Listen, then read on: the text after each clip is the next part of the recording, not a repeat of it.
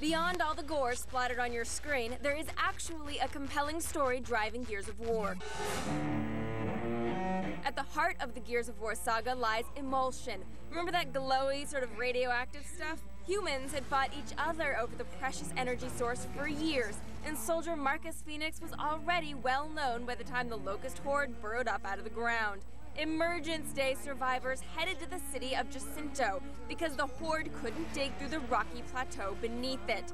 When Marcus heard his father, scientist Adam Phoenix, was in trouble, he left his post to help his old man.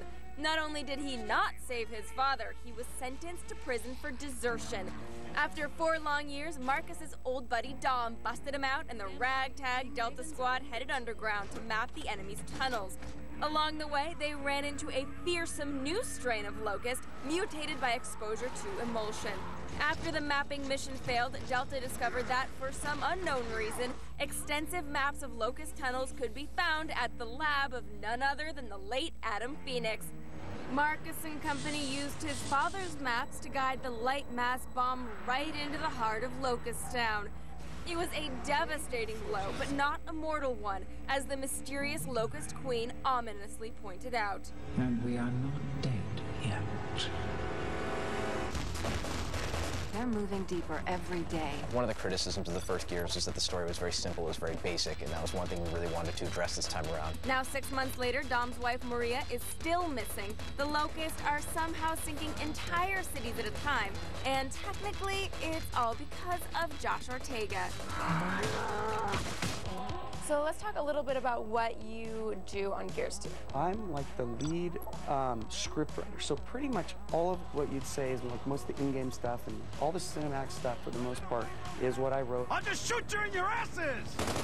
A comic book veteran, Ortega has written for Dark Horse, DC, and Marvel. And what kind of tone were you trying to set for the second installment? Definitely wanted to up the stakes. You know, like in a good war movie, you're going to find there's characters you connect with, something that sticks with you. You know, I think like Dark Knight did that perfect in the realm of film. The iconic characters are a huge part of Gears 2, and a lot of work went into making sure the actors gave compelling performances. Don't let the bad men hurt us!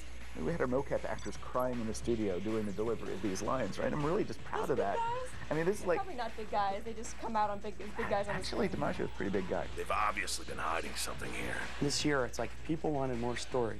It's like, wow, you asked for it, here you go. How about a comic, a novel, and a sequel? Fire up the TiVo, the Super 8, Pixelvision, or whatever you got. When next plays Gears of War 2 special continues, we've got the world premiere of the truly epic 2-minute opening cinematic for the game. Plus, we get up close and personal with the art and tech that makes Gears 2 come to life. Stay here.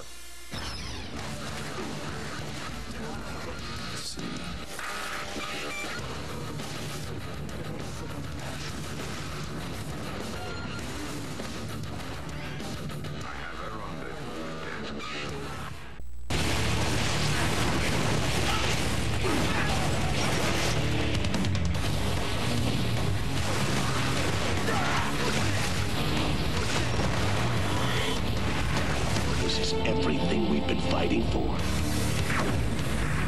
Welcome back to X Play's Gears of War 2 special. Now, I'm sure you're probably wondering how this sequel looks so good. Epic Games is using the latest beefed-up version of their widely used Unreal Engine.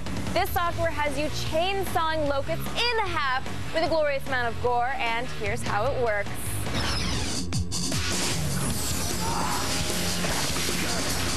When you think Epic, you think of that venerable old workhorse that drives its video games, the Unreal Engine.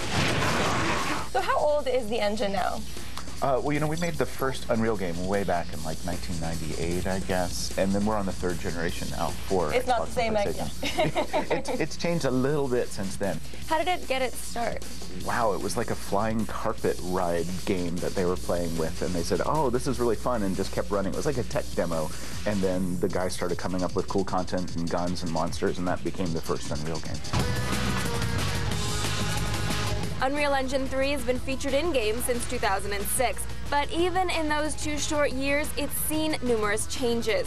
Have there been any advances in technology that you've been able to integrate into Gears 2? A lot. I mean, we've been talking about the Unreal Engine 3 as though it maintains its number. It's is evolving all the time. I mean, it's a living sort of engine for us that every day there's new code changes going into it. And so things like our lighting model has changed. You know, we have the crowd system, soft body physics, and our liquid and water technology all got put into Gears 2. So do you think this is technology that can be adapted to basically any kind of game out there? Yeah, and we're using it even in serious games applications. You know, like hospitals are using it. America's Army team is using it for training simulation for soldiers. There's a lot of things you can do with a cool graphics engine where it's easy to make new levels and content.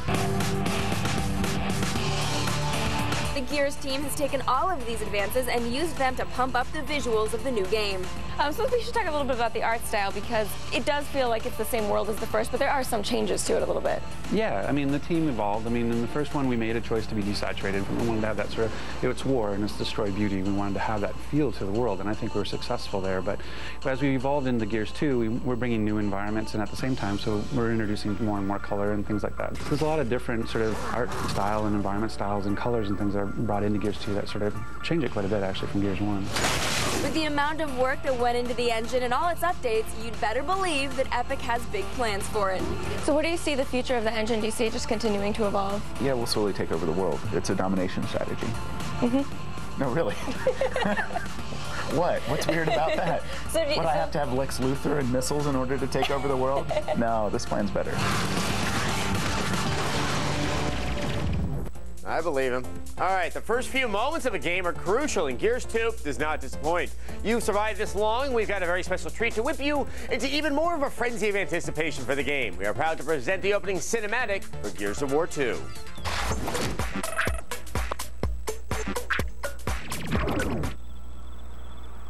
It began, as always, with the desire for power. The need to conquer. The hunger to consume. Inevitably, this led to conflict. Humanity fought an endless battle against itself, until it was forced to unite against a power far greater than it had ever known. But even united, humanity left only destruction in its wake. Despite their best efforts at survival, the humans of Sierra continued to march blindly to their imminent doom, unaware that their misguided attempts at retaliation were only leading them ever closer to extinction. They had thought us crippled by their weapons of mass destruction. But to survive is to endure and prosper. And we have most certainly survived. Jacinto now stands as the last bastion of humanity. A final, desperate defense in the face of impossible odds. In a way, I pity them. That humanity, as always, brought this war upon itself.